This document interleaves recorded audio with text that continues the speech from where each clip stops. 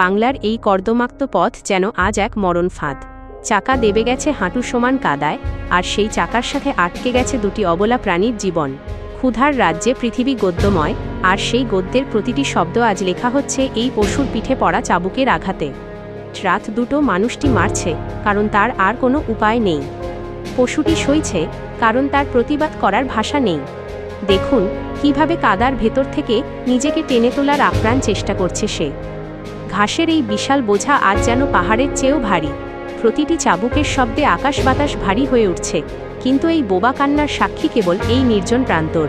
তো আর ঘাম যখন একাকার হয়ে যায়, তখন সেখানে মানবিকতা হার মেনে নেয়। টিকে থাকার এই লড়াই বড় নিষ্ঠুর। এই চাবুকের দাগ কি কোনোদিন মুছবে, নাকি এই যন্ত্রণাই আমাদের অন্ন জোগানোর একমাত্র পথ? গরুর গাড়িটি এখন প্রায় অর্ধেক পানিতে ডুবে গেছে।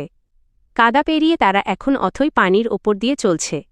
চাকা দেখা যাচ্ছে না, শুধু পশুর মাথা আর মানুষের প্রাণপণ চেষ্টা। দেখুন স্থলের প্রাণীগুলো আজ জলপথ পাড়ি দিচ্ছে। চাকা নেই, পথ নেই, আছে শুধু সামনের দিকে এগিয়ে যাওয়ার এক দুর্নিবার আকাঙ্ক্ষা। পানির তীব্র স্রোত আর পশুর আর্তনাদ মিলেমিশে একাকার হয়ে যাচ্ছে। এই দৃশ্য দেখে বোঝার উপায় নেই এটি মহিষের গাড়ি নাকি কোনো ভাসমান স্বপ্ন, যা ডুবুডুবু হয়েও এখনও টিকে আছে কেবল বেঁচে থাকার তাগিদে। ক্লান্তি যখন সীমানা ছাড়িয়ে যায়, তখন চাবুকের আঘাতও যেন অবশ হয়ে আসে। দেখুন এই বিশাল দেহটি আজ কাদার সাথে মিশে গেছে। সে আর উঠতে পারছে না। তার চোখের চাহনি যেন বলছে, আর কতক্ষণ সইতে হবে এই অমানবিক বোঝা?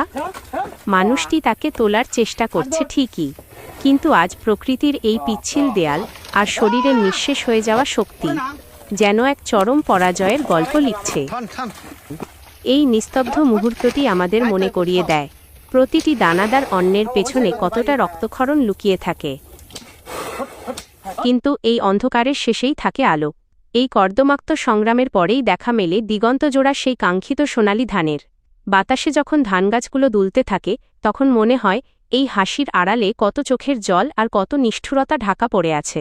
এটাই বাংলার চিরন্তন রূপ, এক পাশে হাহাকার, অন্য পাশে সোনালি স্বপ্ন।